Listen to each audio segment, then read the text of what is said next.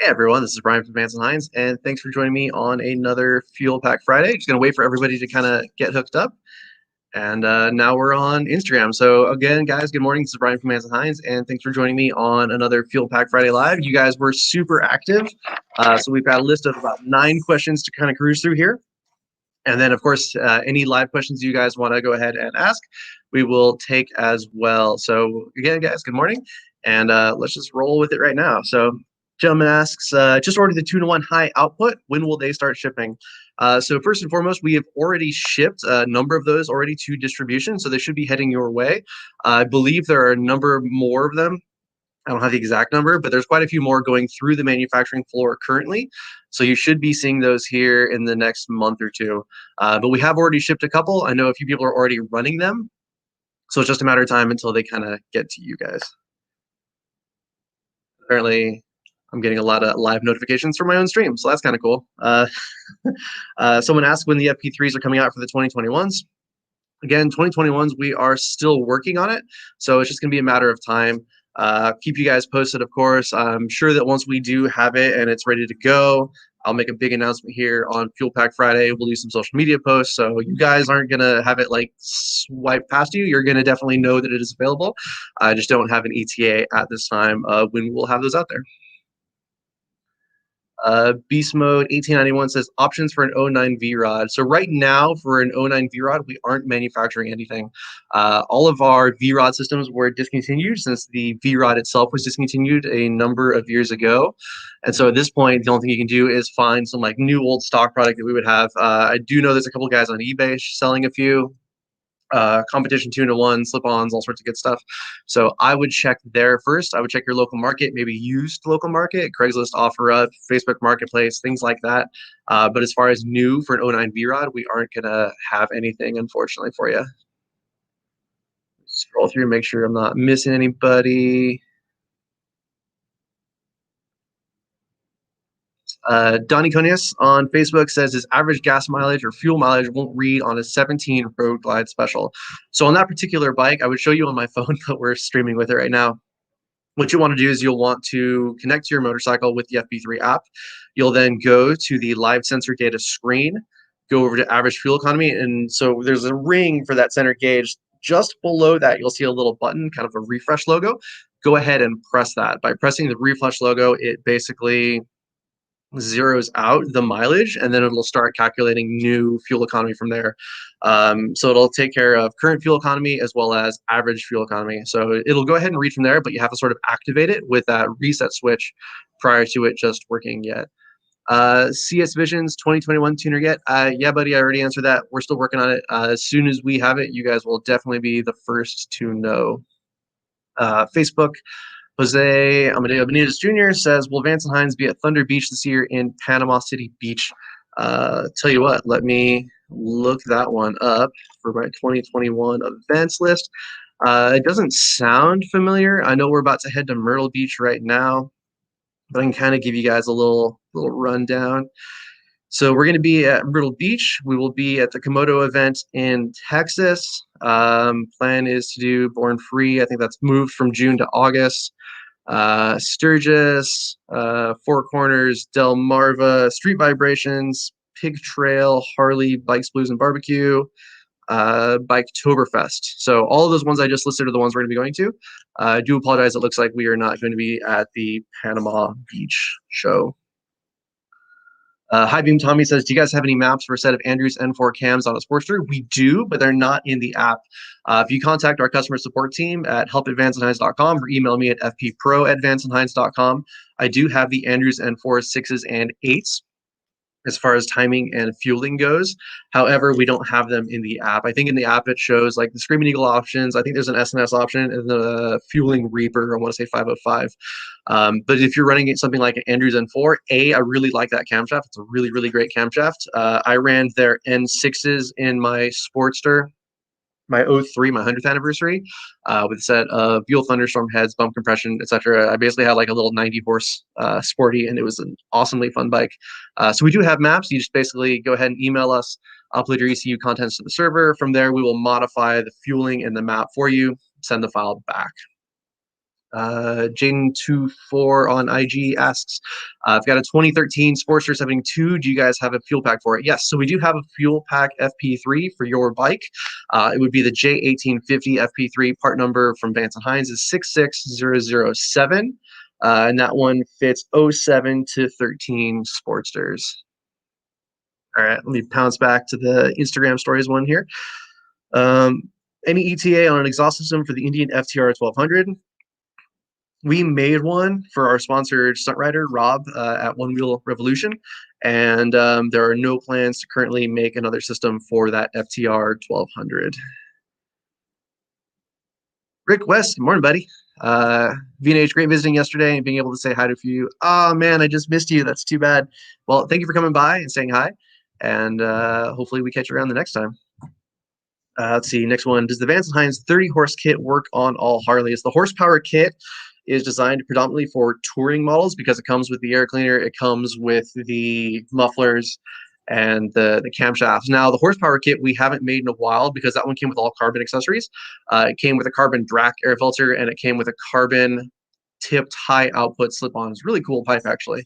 But we don't make those anymore. They've been discontinued. And so if you want, you can basically make your own horsepower kit. You basically buy the Vance Hines 575 camshafts, whatever VO2 air cleaner you want, and then a set of mufflers, and you're good to go. Would obviously pair that with a set of headers, power duals, more than likely if you're looking at power. And there you go. 2018 Street Glide 107. Do we have maps for an RS 468? Asks Vince Siller from Facebook. Yes, Vince. I actually did have a customer who was kind enough to let me borrow his motorcycle with an RS 468 camshaft, and I was able to do some dyno tuning with it. So we do have maps available. Again, it would be the same thing as the Andrews N4 we covered earlier. Go ahead, email us at help@vancehines.com. Upload your ECU contents to the server before you get in touch with us. Make sure we have the last 6-year VIN. We can modify the file, send it back to you. Jaden24 on Instagram says he's running no baffles on a Sportster with a tuner adjust to it.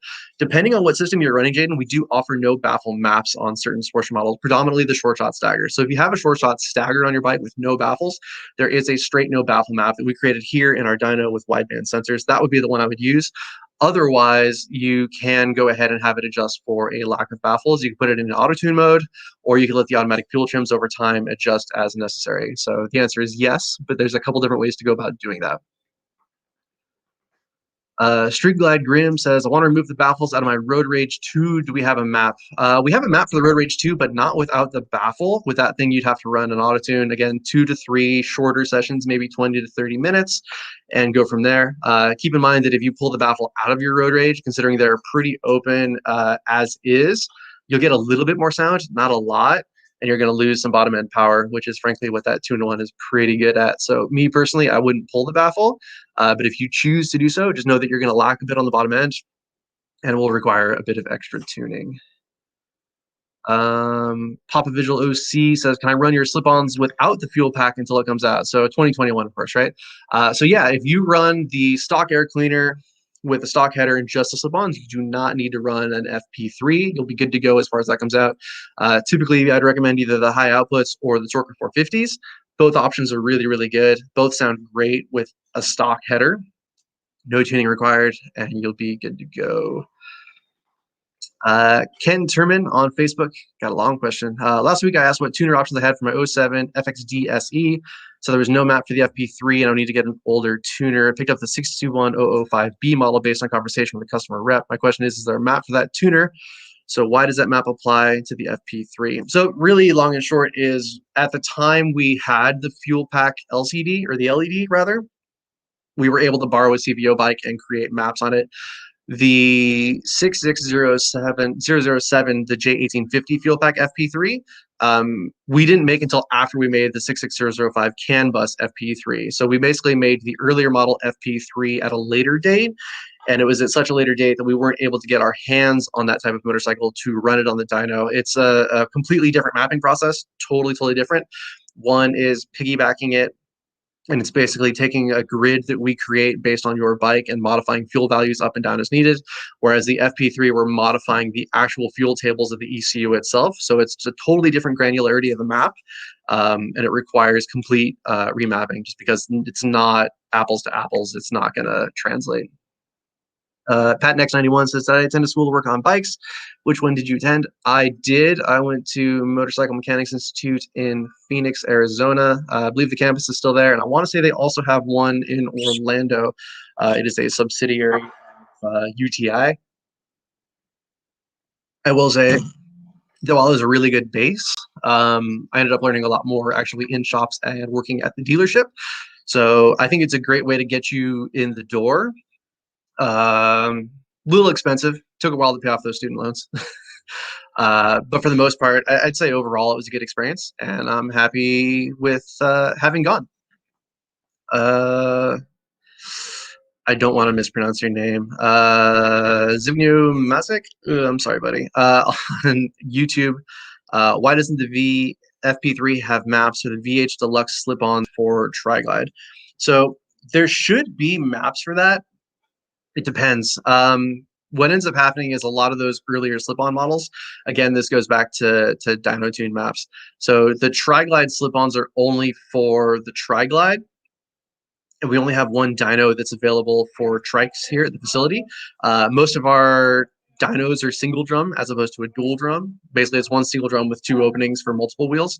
We do have one set up for that, but again, we haven't had our hands on a trike with those slip-ons and somebody willing to let us dyno tune, so we don't have one for the FP3. My recommendation running that one would either be to run, I would say, twin slash rounds or monster rounds. Very different. I think what we usually go with is twin slash, but that's why we don't have a map for the deluxe slip-ons for a Tri-Glide on an FP3. It's just we didn't have one to dyno at the time. NKN94 said, what's the best sounding cam for the M8? I've had a couple here. Most people seem to like the sound of the 475C. It has a nice lope to it. I personally prefer the torque or the power cam from Harley, just because I haven't done too much with the cams as far as like sound wise, but most people like the sound of the 475C. That's probably where I would go. Eric Bengal, M8107 Pro Pipe, is the comp baffle worth it over the stock baffle on a stock engine? I wouldn't do it personally. It depends. If you want the comp baffle, typically you're looking at sound over power. It will be louder and it will have a little bit more top end, but you lose it in the bottom end where you spend, like 95% of your riding life on that bike. So for me personally, if you're looking for sound, go for it. If you're looking to make more power, you're better off with a standard baffle. If you're really looking to make more power, then I would put a quiet baffle in it, and you'll pick up, a lot of bottom end torque going that route. So it depends. If you want sound, do it. If you're looking for numbers, I would leave it as is. Jamba Juice says, Upsweep stainless 2-to-1 seems to be out of stock for Roadster Sportster. When will we restock from PH? I believe we've already sent some out. I would double check with your local distributor. So contact your motorcycle shop, contact online retailers, and see who's got one, and go ahead and order it up. We don't ship to Canada. Sorry, someone said, Alicia Berzoni, why don't you guys ship to Canada? So we don't ship to Canada because we don't sell direct. We will sell and ship like t-shirts and hats and shop shirts and stuff like that to Canada, but we don't sell hard parts. Not direct, at least. We do have exclusive distribution rights with Parts Canada in Canada. So contact your local Parts Canada dealer or Parts Canada online retailer, and they should be able to get you anything you want for your bike from V&H. Zamboni Curtis says, good morning. I got a set of V&H True Duals. Had them for 4 years, got a crack in the back one, ordered another one through my dealership. They said 5 to 6 weeks. Why so long? So we plan to manufacture things in chunks. So we're always basically having constant work. So we will actually plan the next like 3 to 4 months out. And sometimes that's just when that product is actually going to go through the manufacturing facility, go out to finishing, get packaged up and shipped out. So we don't really make like a bunch of products all the time. We'll basically make like, all right, so I don't know what's going through the shop right now, but I know that the high output 2-to-1s are going through. So we probably have the high outputs. We've probably got power duals, more than likely a couple sets of mufflers, Torque 450s, twin slash rounds, high outputs, and then a ton of VO2 air cleaners. So it sort of depends. We'll basically make products as necessary per distributor sales. So basically, what do distributors request? What's moving? and what haven't we made in a while, and as a result we'll sort of prioritize. Now the dresser duels as opposed to the power duels, we make a lot more power duels than we do dresser duels because they sell a lot more. They make more power, they're more in demand. So if you had like power duels headers and had something like that happen, you would basically get the part a lot faster than something like the dresser duels. So I don't deal too much with the manufacturing and planning, but we've got some really great people in charge of that, and they plan it out meticulously, months and months in advance, as far as like ordering the raw materials, getting the raw materials here, having to go through manufacturing, finishing, packaging, and then out. So they plan all that stuff like way, way in advance. If you want to shoot me an email at fppro@vancehines.com, I might be able to get a lead on it, see if I can get you a more accurate time frame, but 5 to 6 weeks honestly sounds about right. Cruise back to my questions over here. Uh, if I cut my baffles in half, would that damage my bike engine or system? It depends on what you're looking at. I don't think it's going to damage your system. I don't think it's going to, well, I take it back. It shouldn't damage your system. It may, and I'll kind of touch on that in a moment. So what ends up happening is it depends on the muffler and it depends on the baffle. So hold on. I have the Torker LS275 baffle. So let's kind of talk about it. If you have a touring bike and you have a baffle and you want to cut it in half, this thing could potentially rattle around inside your muffler and make a lot of noise, a lot of that kind of stuff, which nobody wants. And that's because this inlet is designed to go into a piece of metal at the front point. So not only is it bolted back here, but it's being restricted from movement at the front end. So if you cut this in half, this goes away, and you basically have this much pipe vibrating and rattling around with exhaust gases. And more than likely, I can see this part either hitting the inside of the can or at least causing this end cap, the bolts securing the end cap, to loosen up to the point, because the added vibration and stress would cause it to likely have some place to give. Something's got to give if you open it up. More than likely, you'd end up losing the bolts, and then out goes your baffle and end cap down the road. So if you're talking about touring, don't do it. I wouldn't recommend it. It's not going to be good for you. If you're talking about something like a short shot staggered, so like this workshop Wednesday, we did the quiet baffle install. So we did the standard baffle, quiet baffle, and the super quiet baffle on short shot staggered on a Sportster. And if you were to cut one of those in half, you'd have the same issue, but you'd have less hardware holding it in place. Now, there's nothing to engage with, like the earlier part of the muffler, like there's nothing like this that engages in that type of system. So more than likely in that situation, you would be okay. Not ideal, but you'd be fine.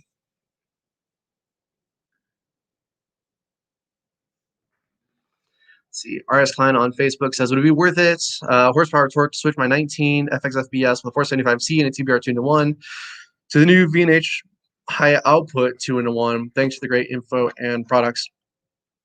So it depends. If you're looking at a pure numbers thing, I believe we do perform a little bit better than TBR 2-1, at least in our internal testing. If you're looking at like cost per horsepower, so there's a lot of stuff like that as far as like, you spend X amount on a stage one and you spend, X amount for each, horsepower torque gained. And the further up you go the list, the more money you're spending comparatively for the same amount of increased power. As far as what you would spend to make that happen, you'd probably gain, maybe a couple foot-pounds of torque, but you would do it at a pretty large cost. So your dollar per horsepower or torque gained would be very high, especially since you're coming from another system already. So I think at that point, you sort of have to look at it and decide if it's up to you. Do you want the numbers and the look, or do you want to, I basically, are you willing to spend that kind of money for a couple points in horsepower and torque and a different look? So up to you. But as far as like, would it be worth it? I think that's a different measurement for everybody. Then Rick Bow says, I have FP3 dyno pull PDF. Because I submit it to y'all and get my current map changed off of that. Yeah, you can. So what ends up happening, well, I'll get into this a little bit. I'm going to go off into the weeds though, so I'm sorry. If you get a dyno chart and you get it back, the dyno chart is really only pulling at wide open throttle. They're not looking at quarter throttle, eighth throttle. They're not looking at roll on. They're not looking at the different map settings. So the overall map is likely okay and in good shape, but maybe what you want to change. So if you're looking at a wide open throttle dyno pull, as far as like peak horsepower and torque numbers, it's not necessarily going to be indicative of the rest of the tune of the map because you're not really checking for that in a dyno pull. You're just looking at wide open throttle all the way. So yes, if you send it to us, we can make changes to the 100% TPS column as far as the VE tables are concerned for the front and rear, pending you have oxygen sensors and the data for front and rear. If you give me just a horsepower torque chart, that does nothing for me. I will need front and rear AFR simultaneously. And in a perfect world, that line is flat. AFR should be ideally flat in a power run. So basically, depending on that, if I see it's too fat or too lean in areas, we can add or remove fuel from that portion, from that 100% TPS column at a specific RPM as necessary. For the most part, 6 VE usually equals 1 point of AFR, 6 to 7 on average. So we can estimate and make a good choice of that. But again, we're talking about something that may or may not be negligible in the overall runnability or tunability of the map. So there's my diatribe. Someone is trying to sell me something. Cut my baffle in half. We got you already there, buddy.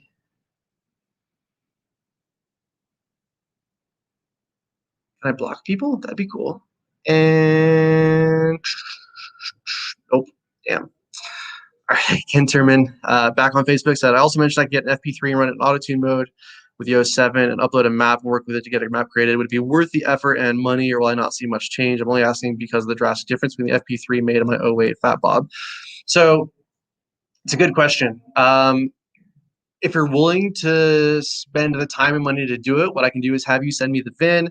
I can get it to my server engineer. My server engineer would then greenlight your VIN to be able to download or re-download your current stock map as like a stock improved map. And then from there, you would have to run your own auto-tune session. So it would be doable.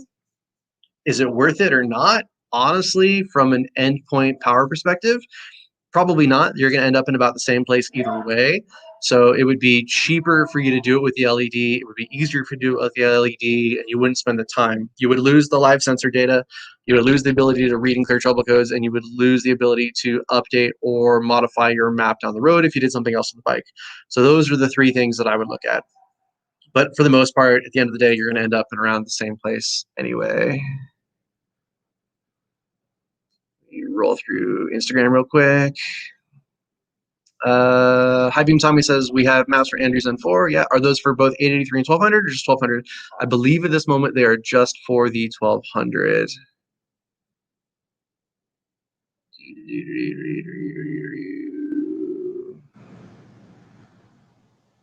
Cool. Bye, buddy. All right. Got rid of the spammer. Yay. All right. Steel Wheels _ FP3. You guys working on a newer version. Don't want to get surprised if I commit now. Yes, we are working on it. No, it's not out yet. And I don't know precisely when that's going to happen. Just know that we're working really hard on it. And that is a pretty much every week thing. I do need to follow up and see what's going on with it today because I've been out of the office. I'm only in here Wednesday, Friday, and there's only so much I can do remotely. All right, back to the Instagram story questions. I've got a 48 2020 run the FP3. I want to upgrade my air filter, but I can't decide which is better, the Cage Fighter or the Rogue. So they're going to perform identically. They have the same filter. So they're both going to be running this air filter. The difference is going to be, do you want the Cage Fighter or do you want the Rogue? Now, the Rogue is going to be CNC billet with billet standoffs. I don't have one here. I actually just installed one on a Fat Bob this morning, which is why I got the Cage Fighter. But the long and short is they're going to run the exact same air filter element. So the same amount of air is going through all the sides. It's going to perform absolutely identically. At that point, it's an aesthetic decision. Do you want laser cut and stamped stainless steel, or do you want CNC billet aluminum? And do you want it in, you said the Rogue, you want it in black or chrome? So you're basically looking at brushed versus black or black versus chrome, depending on if you go with the Cage Fighter or a Rogue. Totally up to you, completely an aesthetic decision. Personally, my bike's got a lot of chrome in it from the previous owner, like chrome front end, chrome bars, chrome switches, chrome levers. So be as a result, rather than like re-powder coating everything, because I'm usually more of like a black product guy, I just went with the chrome and I like it. It's cool. Not a lot of club style dynas in chrome, so it makes it a little bit different. Let's see. Design Junks says, is there enough space for a banjo bolt if I want an external breather? Yeah, for sure. There shouldn't be any issues as far as spacing goes on that. If you want to run with it, go for it. GA Hernandez on Facebook says, "Will I lose performance installing a 300 eliminator slip-on a stock 2021 Fatboy 114? No, you will gain it. However, I will mention that the 2021s or any Fatboy 114 for the most part, if you do the eliminator 300, at the end of the day, you're pulling the cat out of the system, which means you are going to want to tune it. And we don't have a tuner yet for the 2021s. So maybe hold off on it and just know that the tuning isn't going to be optimal if you were to go ahead and do that anyway. Let's see. Will the VO2 blade fit my Kawasaki Vulcan Nomad 1500 year 2000?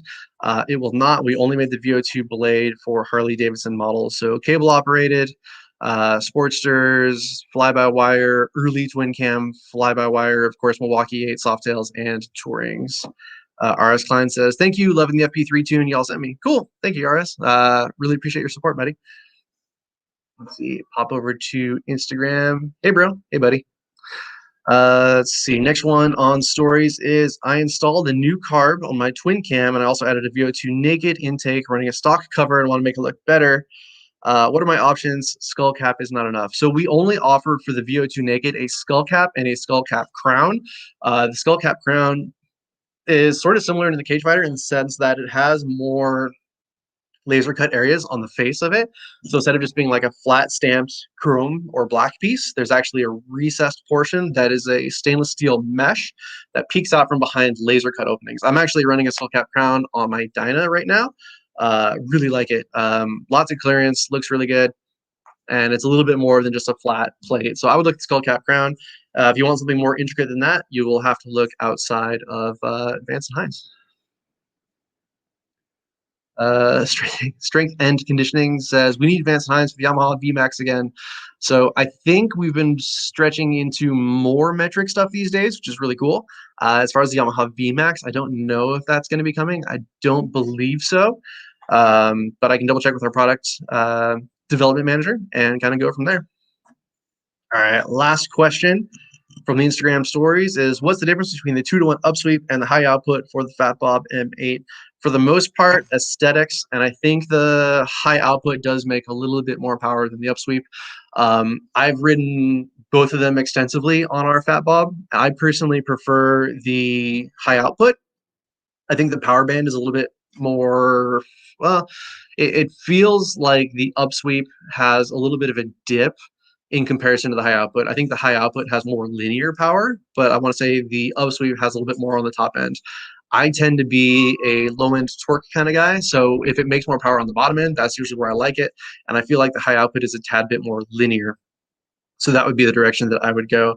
As far as overall numbers, they're going to be pretty similar. So I wouldn't stress too much about that.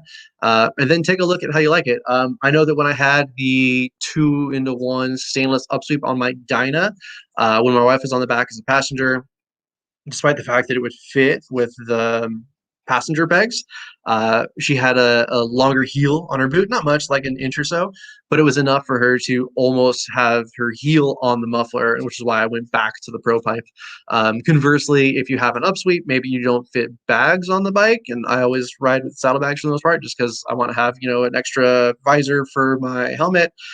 In the winter, I mean, we don't really get winter here in California, so I'll either have like my winter gloves or like my standard gloves, and I'll usually keep a spare set of those.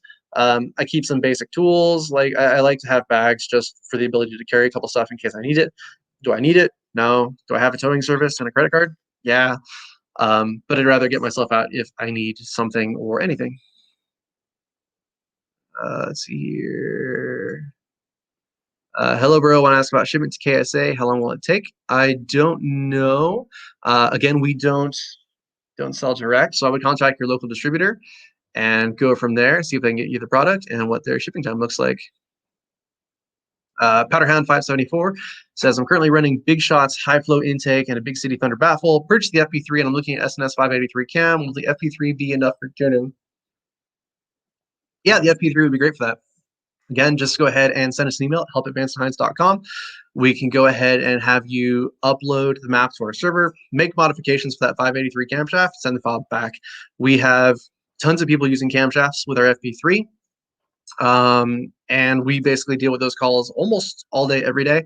When I was on the phones helping the guys out while they were in Daytona Beach, I did like almost nothing but camshaft jobs for a good portion of my day. And that is a lot of the feedback I get from my customer service team is they do cams.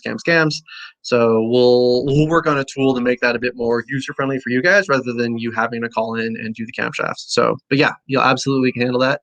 No problems at all. Emmanuel 1908 VT says, how many decibels with the mini grenades, DB killer, and without?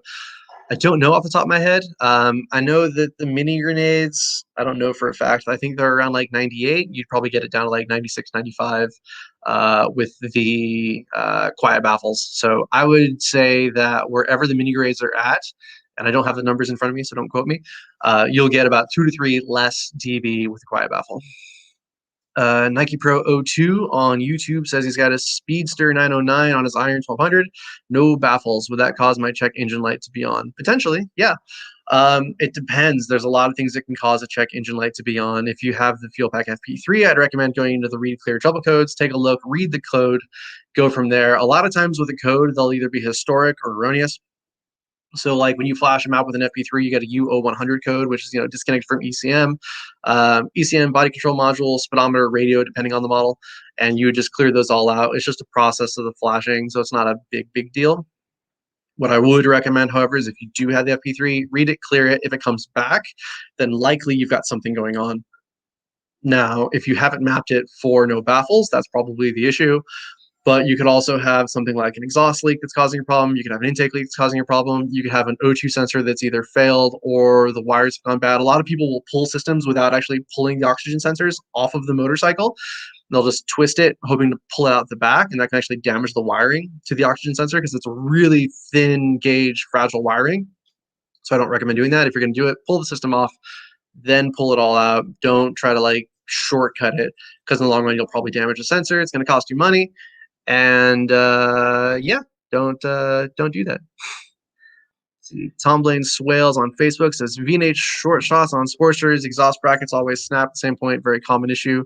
I've had this happen 3 times now. Will there be a better bracket in the future? So it depends. At this moment, we haven't had enough people with that issue to warrant making like an updated part. I mean, we've got thousands and thousands of short shot staggers out there, and most people don't have this issue. I would take a look at a couple things that can cause it. One would be the alignment of the support bracket behind the sprocket cover, and 2 would be how you have it installed into the head and what type of gasket you're using. If you're using a thicker gasket that doesn't really crush too much into the head, you're actually going to be further out, so the head geometry is going to be off of what the bracket is set for. You should, with that system, be using a flatter, either the 83A as opposed to the 83B gasket, or something like a Screaming Eagle's thinner style gasket. They'll suck into the heads a bit further, which will make it align better down at the support bracket. The other thing is there's a little bit of play on that support bracket behind the sprocket cover, and most people don't take the time to align the bracket because it would mean you'd have to pull the headers back off, pull the foot peg off, pull the brake rod off, pull the sprocket off, then torque it, and then put it all back on. A lot of people won't spend the time to do that. That is a pretty important thing to do. So if you haven't done it that way, I would recommend doing that as well. And those are going to be like the top 2 reasons that people have things break. It's usually misalignment or improper gaskets. Alrighty, I don't have any additional questions on Instagram. Not really seeing anything here from Facebook or YouTube, and I am out on my little sheet. So we'll give you guys another 20, 30 seconds, and we'll go ahead and call it a day. So we've done this for about 33 minutes. If you guys have anything else, go ahead and throw it out there, and we'll keep the ball rolling. Otherwise, we'll call it. Eba says, hey, agree with your live broadcast from Turkey. Thank you. Appreciate you guys turning in. We will be posting this onto Instagram TV as well. We do keep all these live broadcasts, so if you want to watch this whole thing in its entirety, if you jumped in kind of late, or you want to maybe watch an older episode, we can do that as well. I kind of look like the baby. I don't know who that is. I might be old and dating myself, but I have no clue who the baby is. Yeah, here on 5280 says, how does altitude affect the FP3? So altitude basically changes fuel tables, especially in the automatic fuel trims type section. So at a lower altitude, if the bike is running well and you go to a higher altitude, the bike will run too rich. Conversely, if you're running well at high altitude and you go down in elevation, the bike will start to run lean. This was sort of an issue we used to have a lot back in the day with carburetors. Good example is I used to live in Phoenix for many, many years, and I had friends who went to NAU and Flagstaff, and rapper from North Carolina. You guys look almost like twins. It's insane. All right, I'll have to look up the baby. That's kind of cool. Maybe he's just my doppelganger. But basically, if you went from Phoenix at 1,200 feet elevation to Flagstaff at like 7,300 feet, there's less air at higher elevation than there is at lower elevation. So your air ratio changes. So as you go up and there's less air, you're actually changing the air fuel ratio. So there's more fuel compared to the air. So as you go higher in elevation, it gets richer and richer and richer and richer. So my bike, by the time I got to Flagstaff, would run like crap, really slow. It would bog on me. It was ugly, but I didn't mess with it because I was only going to be there for like a day or two and then come back down to normal, 1,200 feet elevation. Now, fuel injection systems have this thing called automatic fuel trims that operate in closed loop mode. Closed loop means that you're collecting data from the front and rear oxygen sensors, and it's actually trimming the fuel values as a result. So as you go higher in elevation, it senses that there's less oxygen because your burn rate changes. It'll read a little bit rich from the oxygen sensors, and as a result, it will go ahead and lean out the mixture in your VE tables through the automatic fuel trims to keep the bike running optimally. Now, if you're living at high elevation, I'll usually recommend running an auto tune, so that way that becomes your base. Um, and then your trims can change it for when you go to a lower elevation and it starts to run a little bit lean. It'll just fatten up the mixture, make everything run well. So that is how it runs. Ben Hall 901 says, I like your hair. So I only have like a little bit. All this has been shaved off last night. All right, guys, I think that's it. We're going to go ahead and call it. I appreciate you guys joining me for another Fuel Pack Friday. Again, we'll be doing this next week, same bat time, same bat channel. And we'll catch you guys later.